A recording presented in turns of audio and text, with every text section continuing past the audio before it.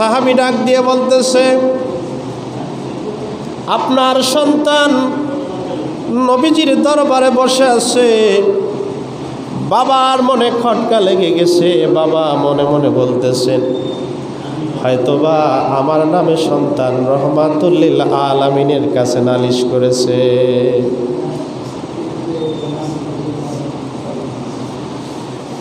এইবার সন্তান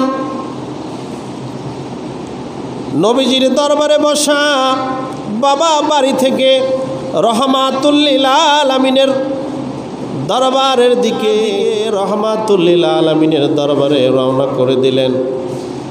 রওনা করতেছে, বাড়ি থেকে রওনা করার পরে ওই যুবকের বাবা নবীর সাহাবী ওই সন্তানকে বলতেছে মনে মনে, ও সন্তান, তুমি কত আশা করে আমরা তোমাকে মানুষ করলাম, বড় করলাম, খাওয়াইলাম। মনে মনে ওই যুবকের বাবা পথ দিয়ে নবীজির দরবারে যাইতেছে, আর মনে মনে ওই যুবকের বাবা ছন্দর সুরে বলতেছে, ছিলাম একা, হয়েছি দুইজন, ভাবছি আমাদের কোলে একটা সন্তান আসবে, হয়ে যাব তিনজন। সন্তান যখন চলে আসবে, আসার পরে সন্তান আমাদের কাছে আসলো, আর চিন্তা করলাম এখন আর সন্তানের জন্য বাঁচবো, নিজের জন্য বাঁচবো না। নবীর সাহাবী মনে মনে এই সন্দেহ আল্লাহর নবীজির দরবারে আসতেছে। আল্লাহর কাছে ছন্দটা ভালো লেগে গেছে, খুশি হয়ে গেছে। আমার আল্লাহ রাব্বুল আলামিন জিব্রাইলকে ডাক দিয়ে বললেন, যাও জিব্রাইল, আমার নবীজির দরবারে চলে যাও।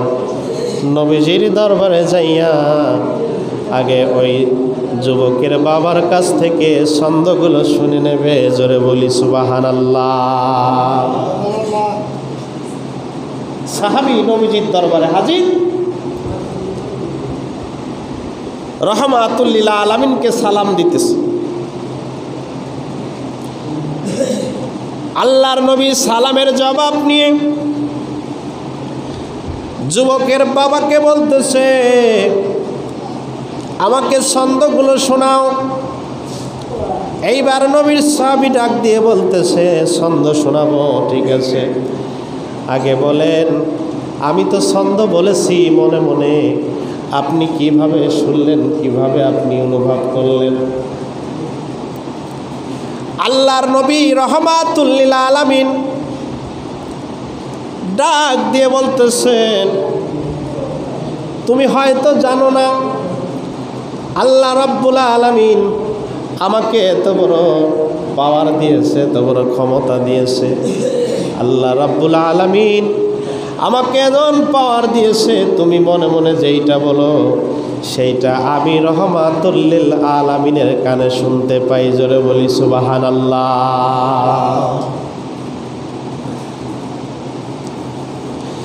আল্লাহর নবী ডাক দিয়ে বললেন, সাহাবী, ছন্দগুলো আমাকে শোনাও। কি ছন্দ তুমি মনে মনে গাইতেছিলে?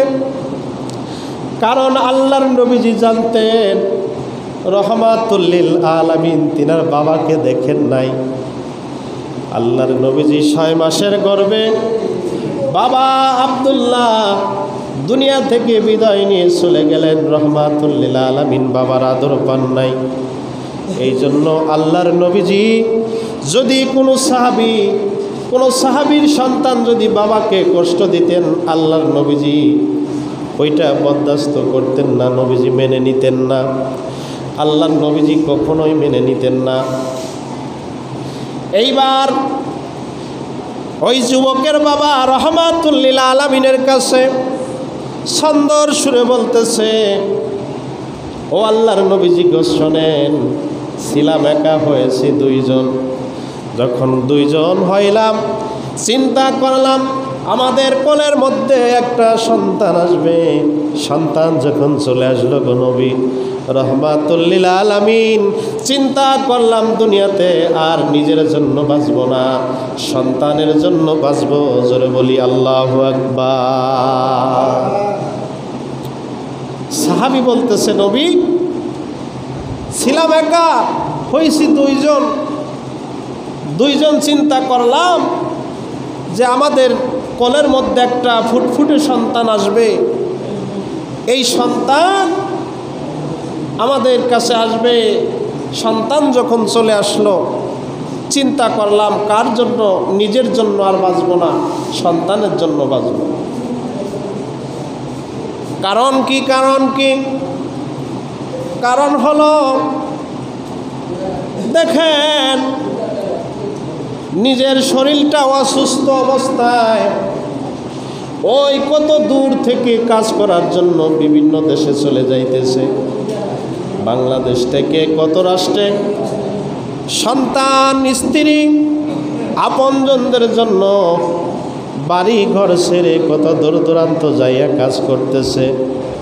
দেখেন নিজের জন্য কিন্তু না, নিজের জন্য না, আপন সন্তানের জন্য, সন্তানের ভবিষ্যতের জন্য কষ্ট করে। জোরে কোন ঠিক কিনা?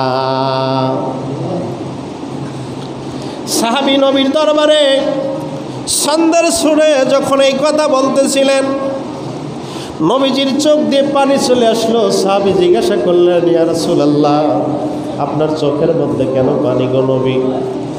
আল্লাহর নবীজি ডাক দিয়ে বললেন সাহাবী রে, ও সাহাবী তুমি তোমার সন্তান পেয়েছো, তোমার সন্তান তোমাকে পেয়েছে, তোমার সন্তান বাবাকে পেয়েছে। ও সাহাবী শোনো, তোমার সন্তান যে বাবাকে পেয়েছে, আমি রহমাতুল লিল আলামিন আমার বাবার চেহারাটা আমি দেখতে পাই নাই। আল্লাহর নবীজির চোখ দিয়ে পানি পড়তেছে, জবান খুলে বলল ও সাহাবী এরপরে কি হয়েছে? আল্লাহর নবীর সাহাবী ডাক দিয়ে বললেন ইয়া রাসূলুল্লাহ, আল্লাহর নবীজি গো আমার সন্তান যখন দুনিয়াতে আসলো আমি চিন্তা করলাম আমার জন্য আমি আর বাঁচব না, আমার সন্তানের জন্য আমি বাঁচব। এইবার রহমাতুল লিল আলামিন ওই যুবককে বললেন ধমক দিয়ে, যুবক যাও যাও বাড়িতে চলে যাও, বাড়িতে চলে যাও, তোমার ইনকাম তোমার তোমার যা সম্পদ আছে এবং তুমি সব কিছু এই দুইটা জিনিস তোমার বাবার জন্য। জোরে বলি সুবহানাল্লাহ। হাদিস থেকে বোঝা গেল যে সন্তান যে ইনকাম, সন্তান যেটা ইনকাম করবে ওইটা বাবার হক আছে। সুবহানাল্লাহ। সন্তান যেইটা ইনকাম করবে ওই ইনকামের সোর্স বাবার জন্য হক আছে, বাবা ওইটা খরচ করতে পারবে।